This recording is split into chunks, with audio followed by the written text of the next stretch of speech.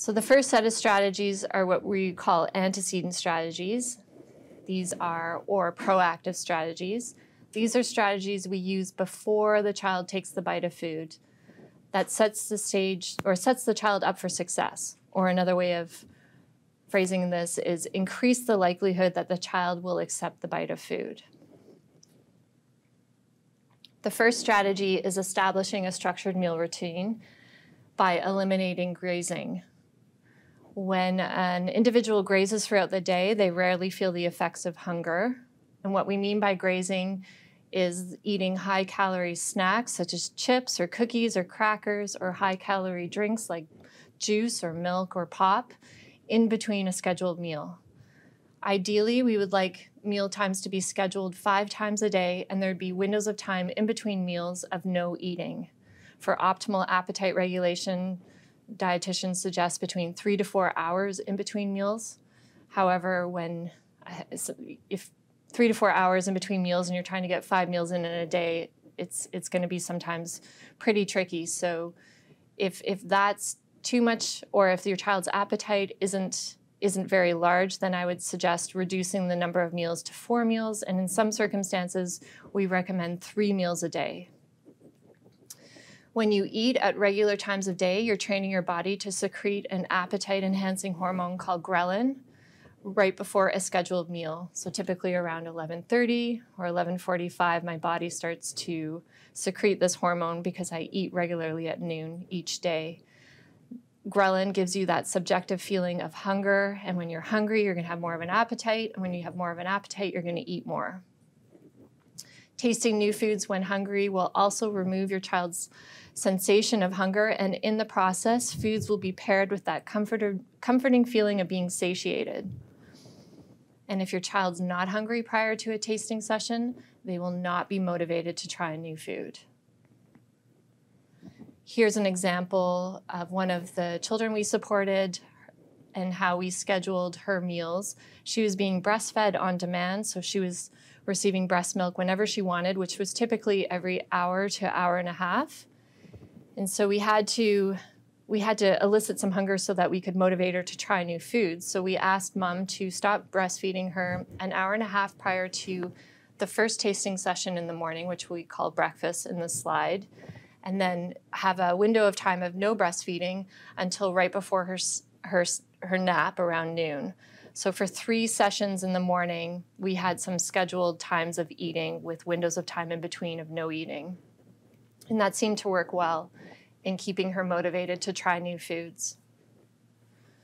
And what about meal replacements? So many of the kids we see are drinking, if they're not consuming breast milk, they're drinking bottles of milk throughout the day whenever they want, or they're relying on calories and nutrients through formula or Pediasure or some sort of meal replacement.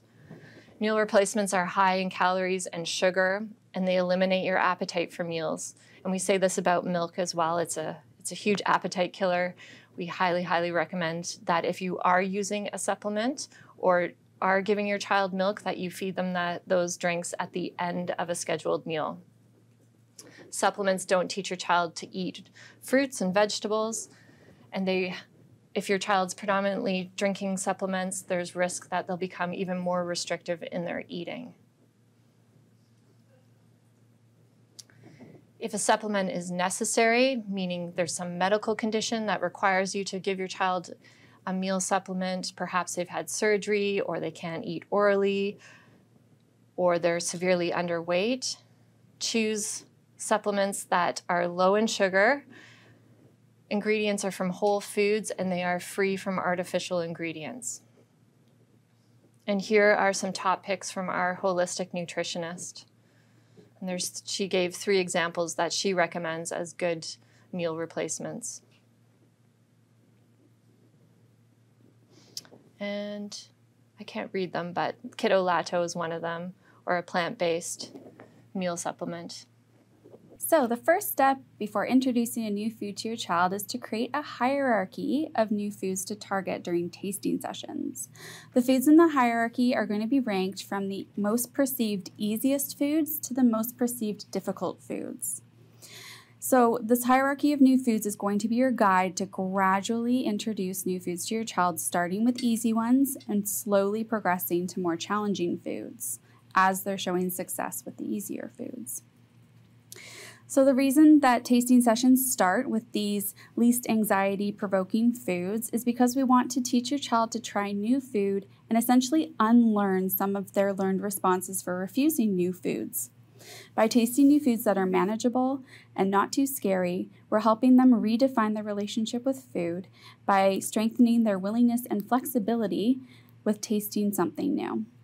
Likewise, with each new food accepted by your child, their confidence will grow, which creates momentum for trying even more new things. Here's an example of a food fear hierarchy. So I had parents provide me with a wish list of foods that they wanted their daughter to be eating. And then I sat down with their daughter after I got that list and I asked her food by food, what was she worried about? So on a scale of 1 to 5, how worried was she to try that food? So if she ranked it at a number 1, thinking about that food made her feel calm and comfortable, she could probably try that food today if I gave it to her. Number 2, she felt concerned and a little worried, but she could probably do it not today, but maybe tomorrow. Number 3 made her feel worried and anxious. She might be able to try it, but she wasn't too sure. Foods that she put in this box, number 3, were foods that she either hadn't seen in a really long time or she had no idea what they were altogether. A number 4 made her feel fearful or scared. She didn't think she could try it. And a number 5, she felt terrified. Even talking about that food made her have symptoms of anxiety. She never thought she could try that food. The neat thing about this hierarchy is as you start with those level 1 or level 2 foods, it builds up confidence. So you'll notice some of the number 1 or 2 foods, you don't have a list of foods that she was currently eating, but they closely resemble foods in her current diet. And they were foods that maybe she would have a couple bites of, she'd maybe tried a bite of in the past, or she had dropped them previously from her diet. So maybe she's eaten them 6 months ago but hasn't had them in a while. So she knows that they're safe. She knows that she's tried it before. As intervention went on, she started to shift around those numbers. So number 5 started to become number 4s, some number 4s became 3s, some 3s became 5s, and that's okay. They go up and down as long as more of the foods are coming down into the less anxiety-provoking, the better. So near the end of intervention, she was eating foods from all of these hierarchies. The level 5 foods, we just needed some more strategies to try. And number 1 foods, she would eat a portion of almost right away. Visual supports are a really important tool when you're setting up your environment for success in tasting sessions. Visual supports can increase predictability as they communicate to your child how many small bites of food they will be required to try before they can leave the table. It also signals when a difficult food will be removed and when they can access their preferred food or reward. So on your screen, you should see a very simple visual schedule that we use with kids. So it's 10 boxes. Each box represents a single response for that food. So a response could include smelling the food, kissing the food, licking the food, or taking a bite of the food.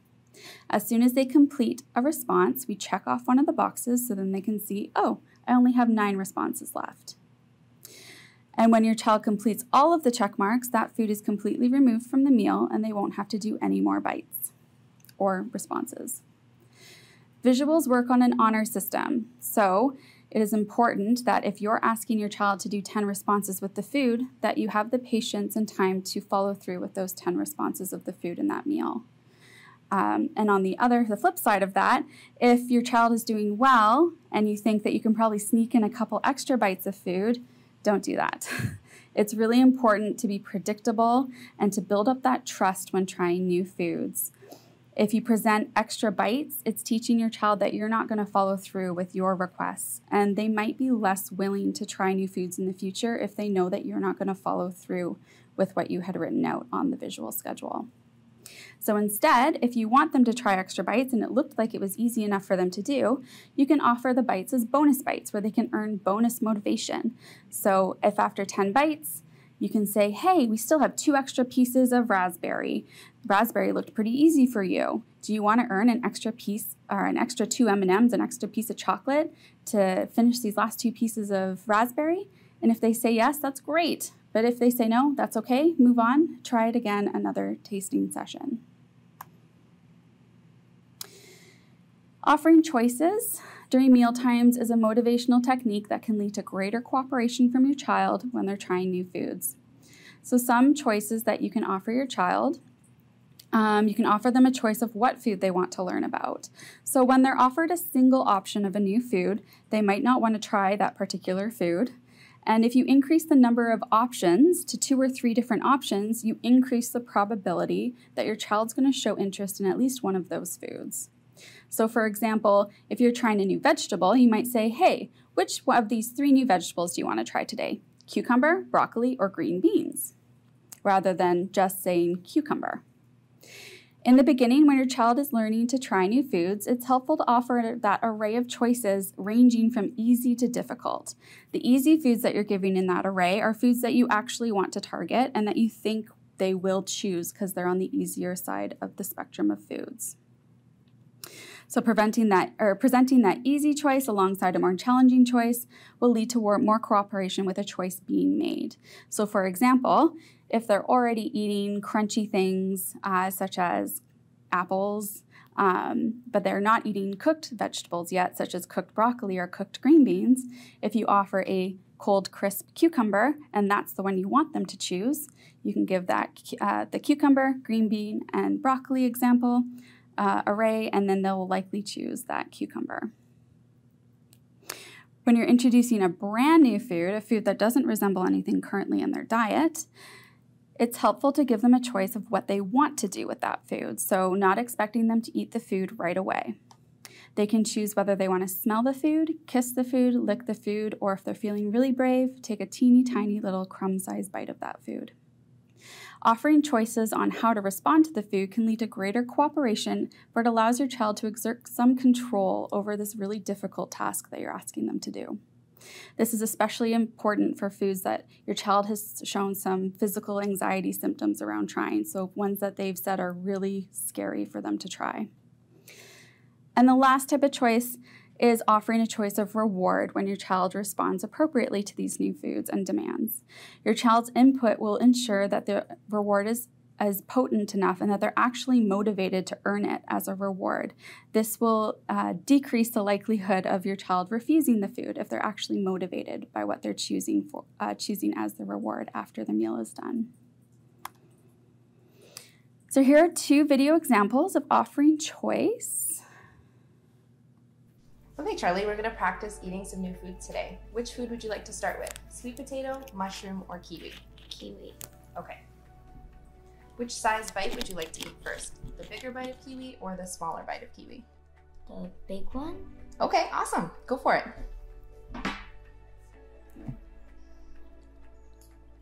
Great job. Okay. Nice work.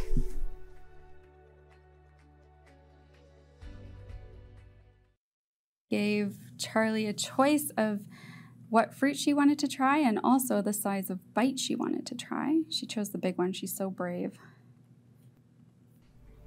Okay, Charlie, after your next bite of kiwi, which treat do you want to have? Do you want to have ketchup chip, goldfish cracker, or a Reese's peanut butter cup?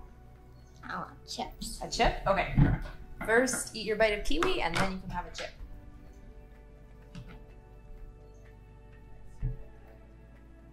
Great job. There you go.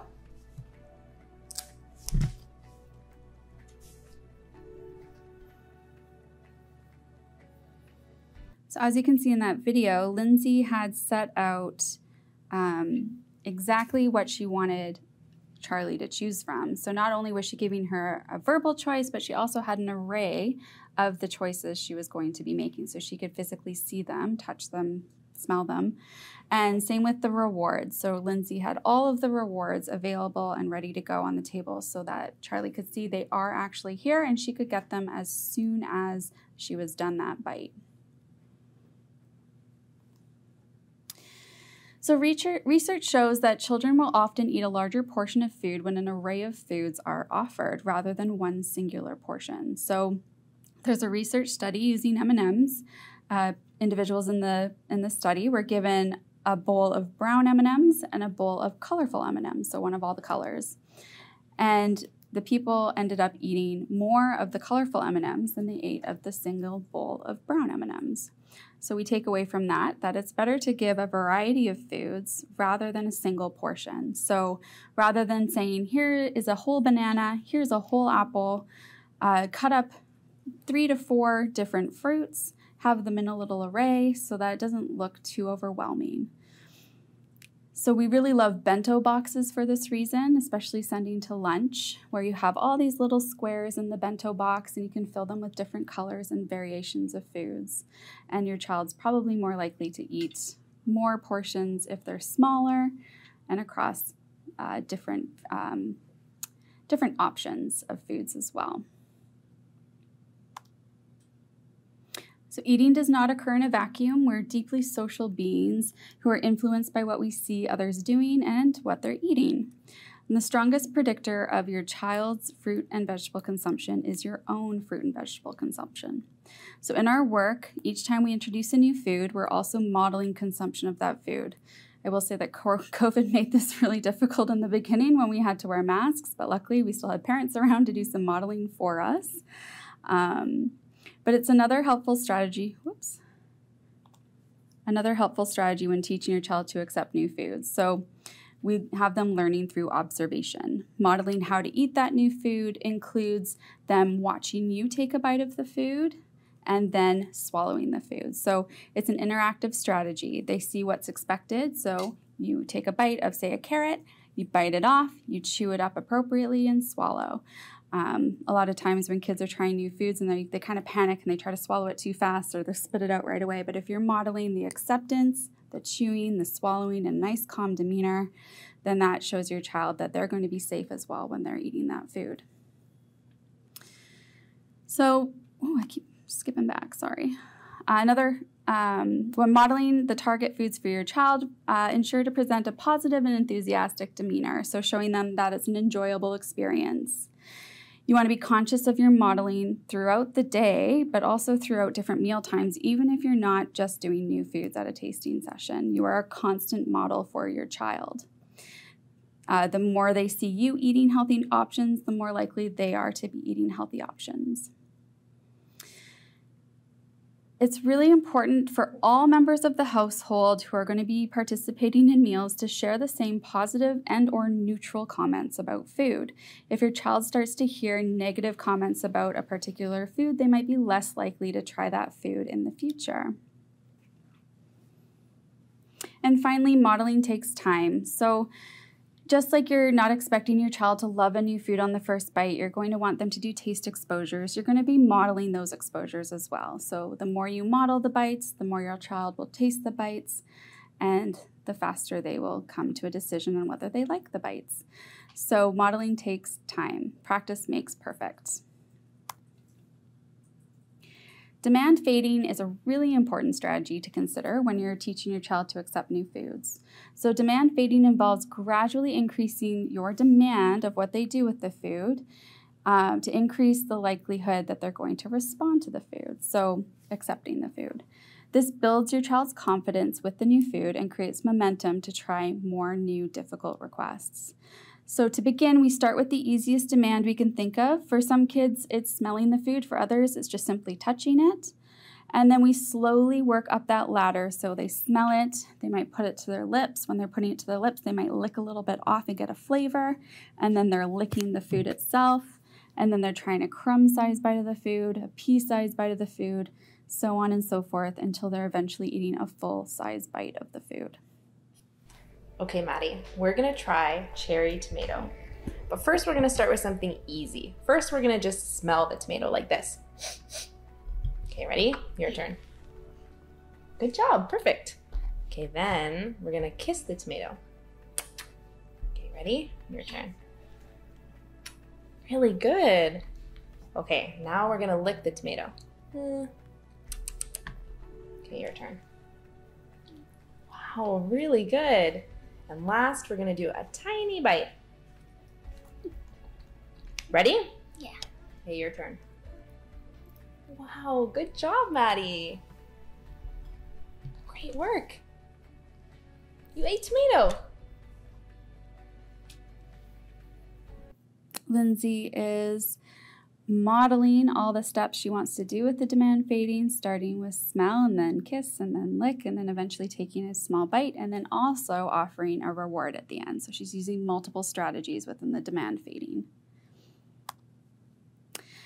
So at the beginning of the pandemic, I was supposed to travel out of province to work with a client, but since everything was shut down, we did services virtually instead, which we offer to all of our clients. A lot of our monitoring sessions after we're done an intensive intervention is done through virtual services, but we're also doing services from start to finish virtually as well.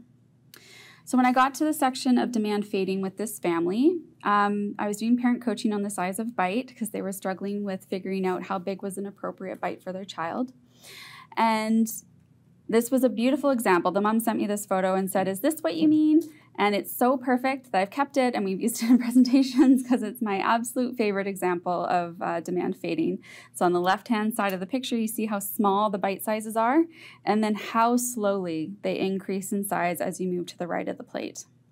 She also has it set up with, on the left-hand side, 2 different kinds of fishy crackers that she can have for bites in between hard foods. She's got some gummy bears cut up into thirds. She's got a big cookie for the very end of the session. She's got some chips and a dip that she can use, and she can use that dip. It's yogurt. She can use the dip for the fruit if she wants to try pairing the food, which I'll talk about in a moment.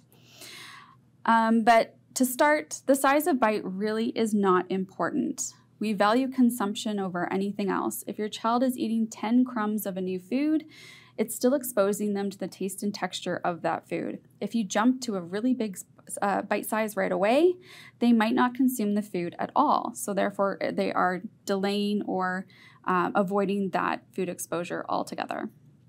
So my rule of thumb is start really small. Start with one of those teeny tiny bites.